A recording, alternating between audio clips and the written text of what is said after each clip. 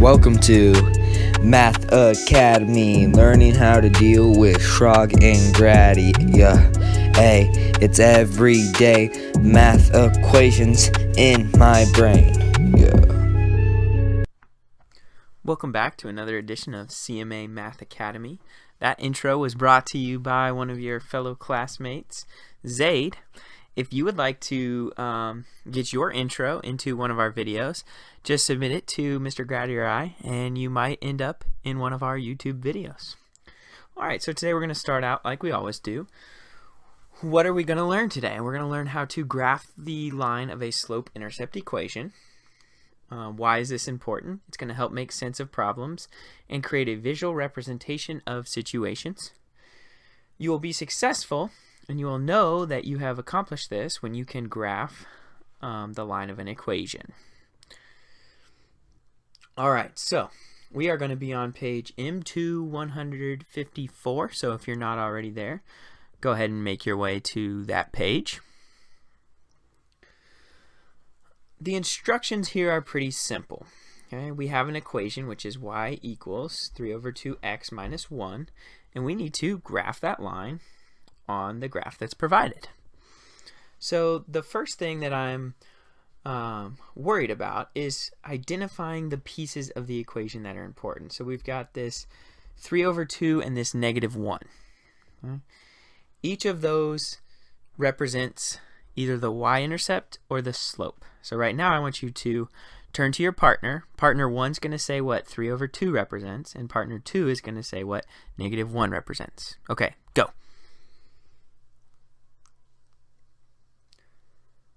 Hopefully you said that the 3 over 2 equals m, and m is our slope, and that the negative 1 is b, which equals our y-intercept. Okay, so now the y-intercept is kind of like our starting point.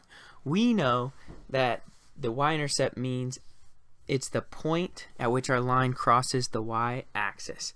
So in this case, at negative 1, which is right below 0, is where our y-intercept is. So I'm going to make a point there. So go ahead and make that point. Now is where we deal with slope. The slope is 3 over 2. That's rise over run, and they're both positive, so we're going to go up 3 over 2, put a point. I'm going to do another point, so I'm going to go up 3 again over 2, make another point. Now all I have to do is connect these three lines with as straight a line as possible, and this is going to form my line. So I'm going to extend it out, make sure you get arrows on both ends. So your line should look like that. So now we know we have a line that it has a slope of 3 halves, and it crosses the y-axis at negative 1. So we have successfully drawn this line.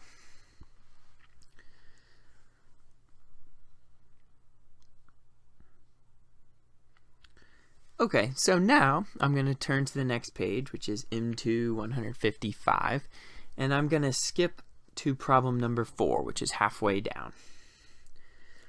Alright, as always, I'm going to read the problem, and when I stop, you guys are going to fill in the blanks. Okay, here we go. Avery wants to buy a virtual reality he already has saved and plans to mow lawns for each. Okay, and now we need to write the equation and then graph the equation. So the first thing I'm going to do is identify our numbers, because those are going to be important. So I've got $30 and $15. One of those is our y-intercept, one of them is our slope. Well, we can see here that the 30 is saved, money he already has saved, and the 15 is lawns mowed for each lawn. Okay, so this 30 is like our starting point. It doesn't matter what happens in the problem. No matter what, he's starting out with that. So that's our y-intercept. So I'm going to identify that. And the 15 then is our slope, because for each lawn that we mow, I'm getting paid, or he's getting paid, I should say, $15. Now this slope of 15 can be the same as 15 over 1, because normally we see slope as a fraction. So I'm just turning that into a fraction to make it a little simpler for us. Okay. So now what I need to do is write my equation out. Okay, so I'm going to do that right above the graph. So we know the y-intercept is 30, so we just write our normal y equals, slope is 15x plus 30, because that's my y-intercept, that's my starting point. So this is the equation, and that's the equation that we are going to graph. So again, I'm going to start with my 30, which is my y-intercept. Now, there's no actual 30 marker on the graph on the y-intercept.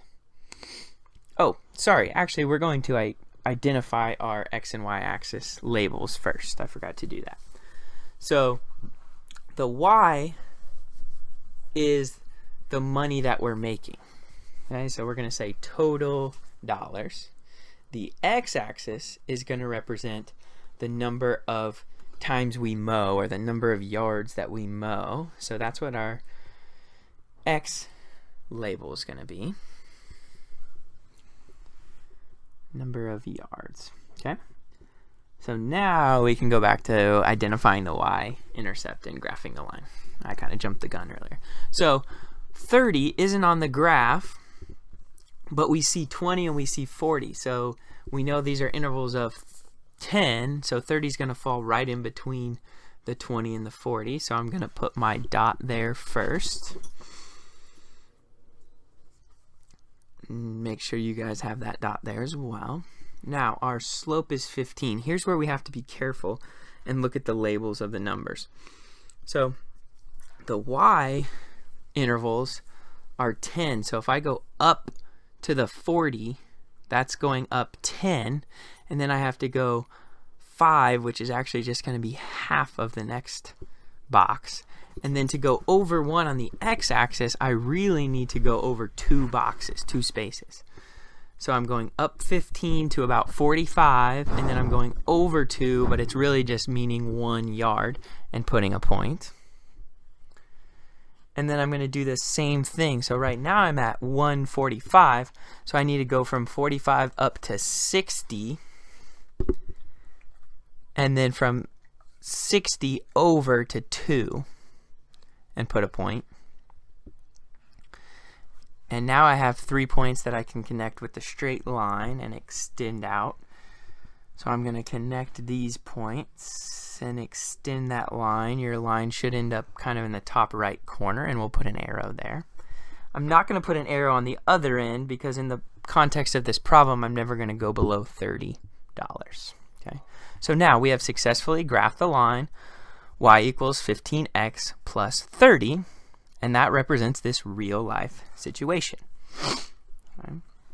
So now that we've gone through, we've done one that was just an equation and we graphed it, and then one that was a word problem, wrote the equation and graphed it. Now you guys kind of know what to do. So those problems that we skipped, problems 2 and 3, you guys are going to go back and do those. So you're going to do problems 2 and 3, and then you're going to complete problem 5 as well. I'm going to give you time to do that now. Welcome back to another edition of CMA Math Academy. That intro was brought to you by one of your fellow classmates, Zaid. If you would like to get your intro into one of our videos, just submit it to Mr. Grady or I.